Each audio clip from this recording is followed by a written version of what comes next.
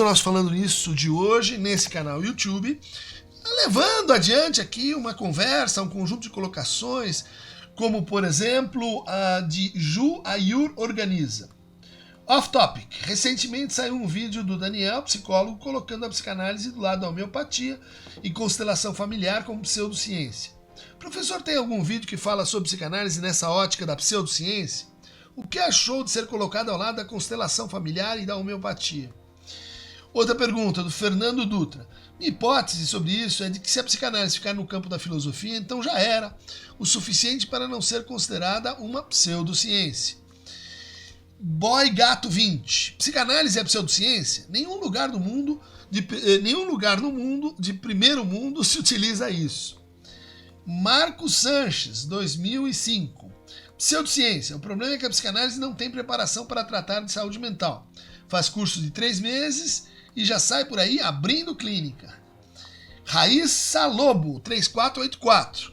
Christian, poderia falar um pouco sobre o fato da psicanálise não ser uma ciência? Nos diversos casos de denúncia da pseudociência implementada pelos analistas de linguagem corporal, microexpressões faciais, entre outras, quando questionados, e que reivindicam essa afirmação da psicanálise em suas defesas? De Bruno 51. Christian, poderia falar sobre a psicanálise muitas vezes ser atribuída a uma pseudociência?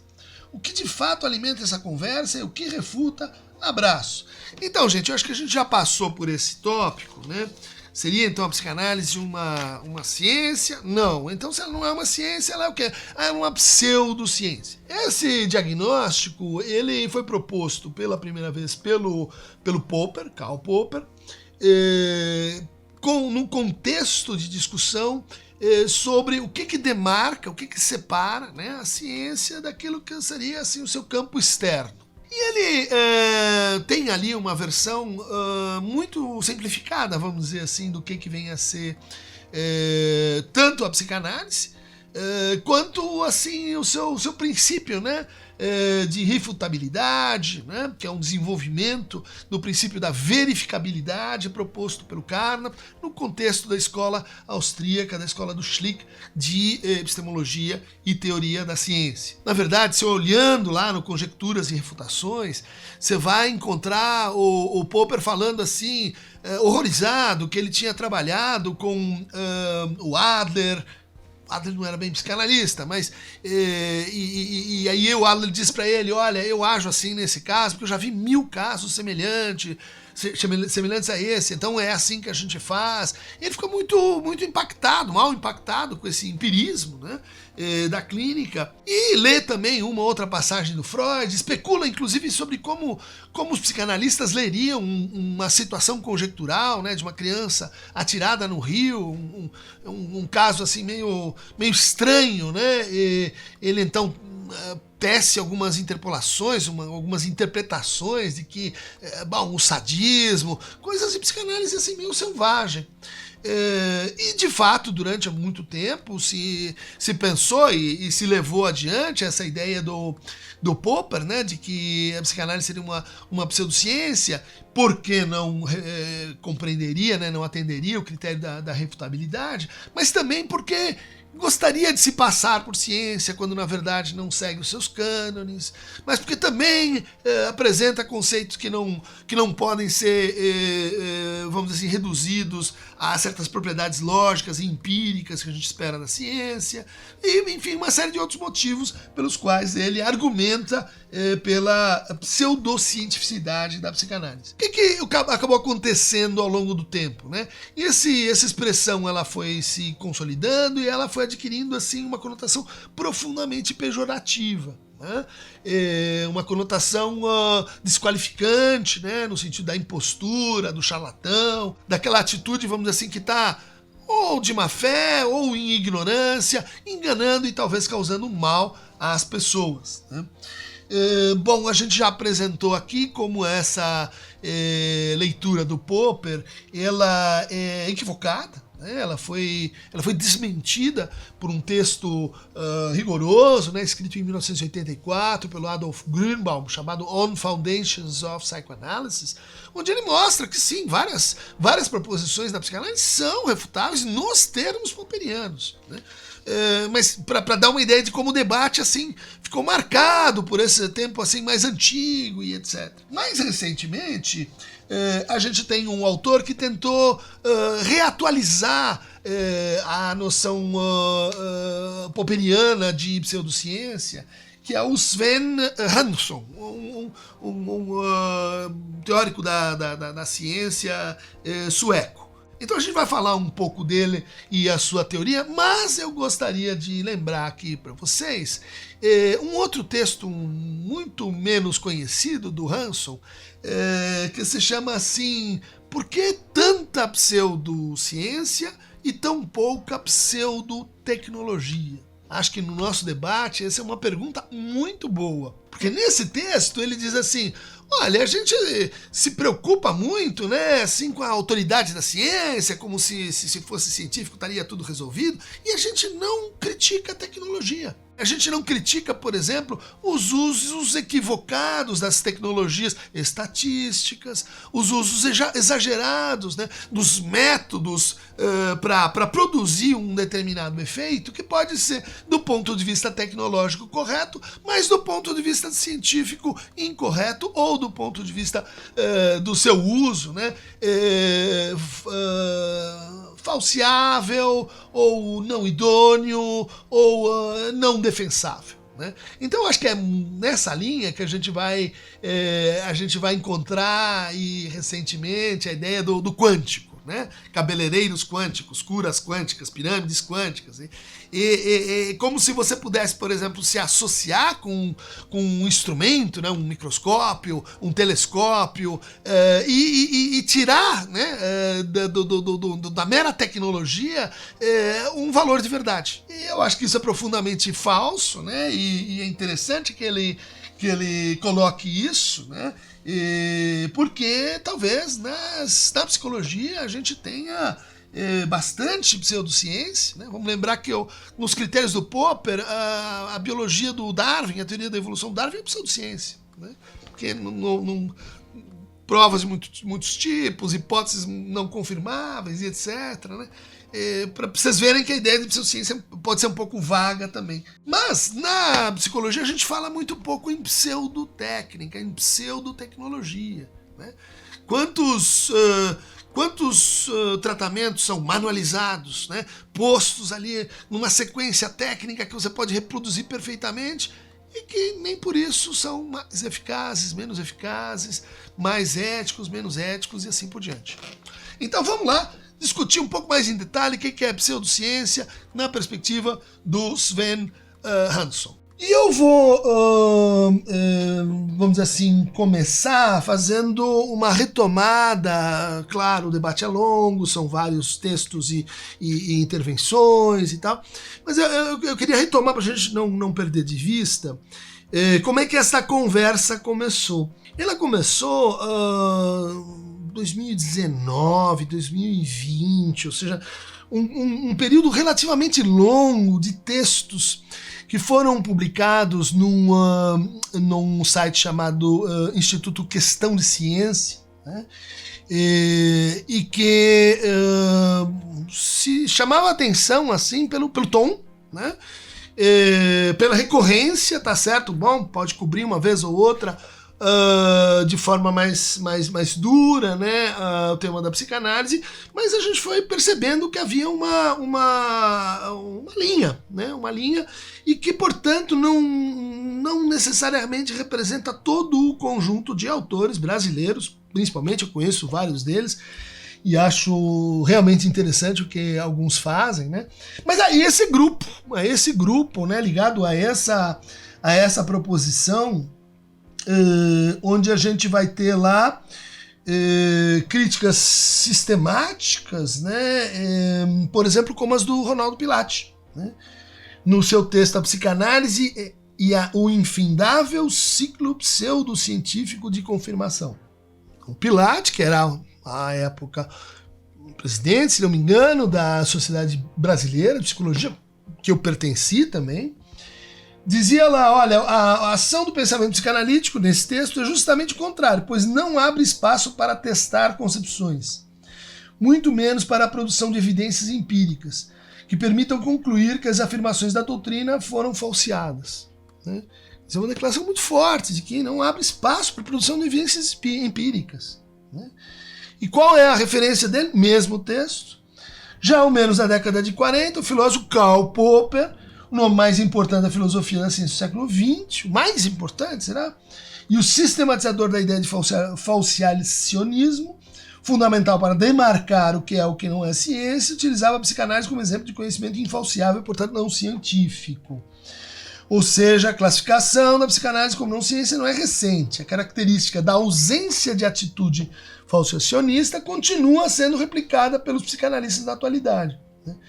Bom, então é uma afirmação, um conjunto de afirmações falsas, né? Simplesmente falsas, e que fez com que a gente dissesse, olha, alguém que representa a psicologia, né, e que supostamente a sociedade contempla todas as correntes da psicologia, não pode tratar com tamanho anacronismo, né, com tamanho de serviço epistêmico essa corrente que é a psicanálise. Mas de toda forma não vamos perder de vista o nível, né, da conversa. Daí, num outro texto chamado A Conspiração do Inconsciente, do Carlos Orsi, que é o marido da, vamos dizer assim, que conduz o Instituto Questão de Ciência, Natália Pasternak, uma grande cientista, encarregado, né, ele do departamento da seção de psicologia, e ele que vem da literatura, que trabalha com ficção científica, né, mas que faz afirmações sobre a psicanálise. Né? E olha só como elas aparecem nesse texto. Não, o inconsciente psicodinâmico, né? Olha, psicodinâmica aqui está sendo usado como qualificativo, né? Porque existem outros inconscientes. Existe um inconsciente cognitivo, existe a inconsciência, existe o inconsciente filosófico, né? Não, o inconsciente psicodinâmica, se existe, é feito de culpas, dores, memórias e de um monte de outras coisas, dependendo da escola psicanalítica a que se adere. Ou seja, a psicodinâmica tem que ver com psicanalítica, que nunca sequer notamos que existem. Segundo a doutrina psicodinâmica, esse inconsciente tem poder. Sem que percebamos, os prisioneiros influenciam quando não controlam nossos pensamentos e ações conscientes. Sinais dessa presença fantasmagórica afluiriam a consciência em sonhos, lapsos de consciência, de linguagem, na livre associação, na produção artística. Né? Daí ela continua, né? A força retórica desse poder presumido, né, que os psicanalistas teriam, apoiados nessa teoria, de repente podemos acusar homofóbicos de estarem possuídos por desejos homossexuais que eles mesmos ignoram, filantropos de pulsões egoístas, pecadores que sofrem de santidade enrustida, e inversamente santos de não serem nada mais do que pecadores insinceros. Né? Bom, então os psicanalistas teriam esse poder de denúncia. O que um autor realmente quer dizer é, na verdade, o oposto daquilo que lê nas páginas. Este artigo prova que morro de amores pela psicanálise. A mulher que diz não tem, na verdade, o desejo inconsciente de dizer sim. O afago pode ser violência e vice-versa. O universo humano se torna, de repente, muito mais complexo e, ao mesmo tempo, incrivelmente fácil de interpretar, o que é quase irresistível. Uma autorização para soar inteligente sem fazer força. É o ópio dos intelectuais. Psicanálise, o ópio dos intelectuais. Isso dito com esse retrato, assim, que os psicanalistas têm poderes visionários, que eles, vamos dizer assim, têm o sentido oculto das coisas e que eles impõem esse sentido para os outros, né, sem falar, sem escutar, sem ouvir, sem contexto para isso. Acho que é um retrato muito ruim da psicanálise. Né? É um retrato, mesmo quem não gosta dela, não vai achar fidedigno. Essa ideia de cara eu ganho, coroa você perde, né, foi inclusive criticada pelo próprio Freud, né, onde diz assim, não é assim que a psicanálise pensa a interpretação ou a construção em análise. Mas acho que muitos não leram essa parte. Mas aí a gente chega, né, ainda lá nos anos 2020, né, no texto do Vitor da Clarice, chamado Os Negacionistas que Agora Defendem a Ciência. E nesse texto aparece então essa crítica que é assim: podemos separar o negacionismo nas universidades em 2 blocos.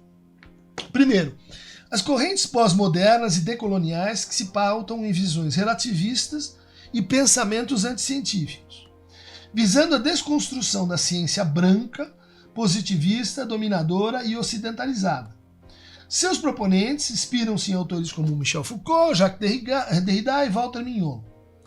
Assim como a desmoralização das práticas baseadas em evidências, como sendo redutoras e até mesmo antiéticas, os tratamentos psicanalíticos, mesmo quando seus praticantes se negam a fornecer evidências de bons resultados, podem ser endossados e mantidos. Se os seus praticantes se negam a fornecer evidências de bons resultados da clínica, da terapia, da prática psicanalítica. O segundo grupo, né, seria composto pelas práticas e teorias pseudocientíficas que se vendem como sendo tão confiáveis quanto a ciência, mas que não são de fato baseadas em boas evidências. Aqui podemos citar como exemplo a psicanálise, tendo como seu fundador Sigmund Freud e contando com o desenvolvimento de outros, como Jacques Lacan e Melanie Klein. Parece que, consistentemente, esse grupo acadêmico está muito mais próximo do discurso conservador anti-vacina e negacionista do que do discurso pró-ciência. Então, parece, consistentemente, que esse grupo de acadêmicos, por exemplo, onde eu me incluo aqui, trabalho com Sigmund Freud, Jacques Lacan, estão muito mais próximos do discurso conservador, anti-vacina e negacionista do que do discurso pró-ciência. Aqui a gente já nota o quê? Você está pró ou contra a ciência. Não pode ser assim, crítica da ciência, né? Ou sim, a ciência, mas até onde? Em que termos? Qual ciência? Né? Você precisa acusar de negacionismo. Está na hora de começar a reconhecer e superar esse conflito de interesse, porque é só assim que um real respeito à sociedade, quer dizer, os psicanalistas não têm real respeito à sociedade, que procura esses profissionais poderá ocorrer. Fora disso, a venda de muitas cloroquinas e ivermectinas para a população continuará, só que em novas versões, com outros nomes e formas para além da área médica. Então, Vitor e Clarice estão consistentemente dizendo que os psicanalistas eles são assim uma espécie de cloroquina, né? Ivermectina, que eles são assim a favor da vacina só quando lhes convém, que eles são negacionistas. Eu não sei como vocês veem isso, mas eu conheci muitos psicanalistas durante a pandemia que se dedicaram dentro de equipes de trabalho contra a Covid, em hospitais. Eu conheci muitos grupos de psicanalistas que se organizaram para atender gratuitamente, ou seja como for, as pessoas durante a pandemia. Não conheci ninguém que fosse anti-vacina, não conheci ninguém que fosse a favor de cloroquina e ivermectina, e pagaram preço por isso, né? Pagaram preço porque, bom, é esse tipo de negacionismo, né, gente? A gente enfrentou isso aí e lutou. Acho que falo com toda a história a meu favor, né? Os psicanalistas pode não ter nenhuma ciência no que fazem, pode ser pessoas de má fé, pode ser pessoas que estão tentando enganar os outros, mas negacionistas não foram. Isso é uma acusação falsa, gente.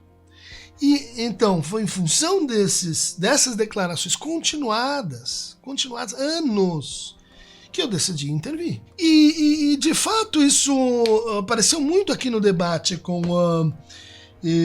Clarice e Vitor, né? Eu disse desde a segunda intervenção, olha, não estou dizendo que a psicanálise é uma ciência, provavelmente não é, já mencionei isso aqui para vocês, mas ela apresenta evidências, ela está interessada em se justificar racionalmente. Parece que isso é escutado como, então, a psicanálise, já que ela apresenta evidência, ela está querendo se tornar uma ciência, ela está dizendo que ela é uma ciência. Por quê? Porque parece que só tem duas coisas, ou você se conforma à norma, ou você se conforma a uma ciência feita de protocolos, de convenções, né? Ou você está contra ela, né? Ou você está contra, mas no sentido global, né? De contra a razão, contra as luzes, contra a vacina, então você se torna um negacionista. Essa polarização, ela denota uma incapacidade de a gente pensar criticamente o assunto, né? Pensar circunstanciadamente o assunto, pensar, vamos dizer assim, na complexidade do assunto, porque ela no fundo está interessada, né, em dizer assim, quem pode e quem não pode estar aqui nessa arena. E essa atitude, e quem acompanha o que eu venho fazendo sabe que eu sou um crítico contumaz dessa atitude de condomínio. Dizer, ó, isso aqui, ó, entre muros é nosso, tem um síndico, dizer, ó, agora eu vou fazer aqui um relatório. Bom, você tem que fazer isso aqui é a nossa lei interna e ponto. Inclusive crítico dos condomínios psicanalíticos. Vários deles operam assim. Mas agora, o que eu não esperava é encontrar uma atitude dessas em vamos dizer assim, uma corrente científica. Mas na verdade não é uma corrente, é uma corrente metacientífica, né? Porque ela pretende avaliar as práticas, informar as práticas, o que em princípio seria uma coisa super legal, né? Contribuir para que os diferentes saberes, contribuir para que as diferentes práticas, mesmo assim as mais distantes, aquelas que não são assim centro-europeias, etc., pudessem encontrar uma função de transmissão, de justificação melhor aparelhada. Ou seja, há críticas inclusivas, né? E há críticas demissivas. Críticas que dizem assim, ó, no fundo, você tem que sair. Pseudociência, né? Daí vem essa ideia de que pseudociência, o Vitor falou isso, né? Pseudociência não é má fé. Pseudociência não precisa ser assim uma crítica. Pseudociência pode ser assim, simplesmente um grupo de ignorantes, né, que estão praticando pseudociência. Não é assim, eu li para vocês aqui os fragmentos, né? Não é esse o tom do uso do significante de pseudociência nesse debate, é específico, né? Com esse pessoal. Bom, aí vem a Clarice diz assim, mas nós nunca falamos em Popper. Não, nós não trabalhamos. Popper é... Vimos que o Pilate fala assim no Popper, né? Mas a ideia de pseudociência vem do Hanson, o Sven Hanson, que refez, né, os princípios lá de demarcação do Popper, né, um trabalho interessante, mas vamos lembrar, né, o Hanson o que é? É um cara que fez medicina, que trabalhou para o Estado sueco, na delimitação de normas, para a gente pensar assim, risco de radioatividade, risco de colapso ambiental, um cara que pensa questões de norma e justificação de argumento num contexto muito... adoro que alguém faça isso, mas me parece distante da conversa que a gente tem aqui quando fala em psicoterapias. Mas, bom, o que ele argumenta lá sobre o que seria uma pseudociência? Primeiro, crença na autoridade. Sim, autoridade de quem? Do Lacan, do Freud, do que o Freud disse. Lacan. Tem gente que vai ter assim, essa crença muito assentada, né? E a gente pode fazer até críticas aí às militâncias, às adesões de espírito, mas eu vejo isso na ciência também. Eu que estudei no departamento de psicologia experimental da USP, eu conheço muita gente cabal. Darwin é uma autoridade, para mim, se ela falou, tá bom. Hanson é uma autoridade, Popper é uma autoridade. Eu acho difícil imaginar que seria assim uma descrença absoluta na autoridade. A ideia é justamente a autoridade deve ser criticada. A autoridade deve prestar contas do uso da razão. A autoridade deve ser posta em questão sistematicamente, ceticismo da razão. Então eu não acho que esse critério seja muito bom, mas vamos lá, os psicanalistas têm essa crença na autoridade. 2. Caráter irrepetível dos experimentos. Não sei como é que essa cláusula se aplicaria não só a psicanálise, mas as psicoterapias em geral. Vou lá, vou fazer um experimento. O Ian Hacking, né, recém-falecido, esse epistemólogo, que eu acho que é um outro autor que a gente pode ler, é tão legal quanto o Hanson, ele tem razões, o Hanson tem outras e tal. O Ian Hacking dizia, o espaço da transferência, a fala e livre associação funciona como um experimento, né? Ali geram-se fenômenos que você produz pela própria disposição dos intervenientes, né? Mas começa uma terapia, daí chega ao fim da terapia. Vamos repetir o experimento com a mesma pessoa? Bom, tem outra pessoa, daí outra pessoa é uma repetição, mas é uma repetição que é complicado você dizer que o princípio da repetição do experimento ele se aplica assim tout court às psicoterapias. Eu acho que é um desrespeito à complexidade da situação. Pois uma psicoterapia, a pessoa muda. Se você faz outra, é outra. Tá, você pode comparar, ok, não é uma coisa completamente irracional. Mas conforme você aplica o princípio, e se você puser a mão pesada no princípio, não dá para aceitar, para nenhuma psicoterapia. Hand-picked examples, exemplos escolhidos a seu favor. Certo, acontece na psicanálise, mas também há muitos, como eu, que advogam que a escrita de casos clínicos é sempre escrita de fracassos, é sempre escrita de casos que não deram certo. Ela não é corroborativa, ela serve para a gente pensar o que poderia ter sido, onde é que as coisas não saíram muito bem. Todos os casos do Freud, exceção talvez do Homem dos Ratos, mas mesmo o Homem dos Ratos, o Lacan vai dizer, mas se meteu lá numa encrenca na guerra, isso aí pode ter sido um efeito nocivo do tratamento. Os casos do Freud deram errado, né? E a gente aprende mais com os casos que não foram bem do que com os bons exemplos, né?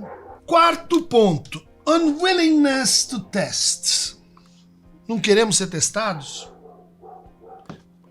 Não queremos pôr à prova, não queremos justificar? Eu acho que esta aqui não dá para comprar. Ou seja, se isso é qualificativo para a pseudociência, nessa renovação da noção de pseudociência, não dá para comprar pela quantidade de exemplos que foram trazidos aqui de provas, experimentos, quase experimentos, randomizado, não randomizado, que estão aí mundo afora. Só eu coloquei 10, e esses 10 foram objeto desse artigo que a gente está comentando, né? A prova cabal de Christian Dunker. Qual é a prova cabal? Que a psicanálise é uma ciência? Não torçam as palavras do outro.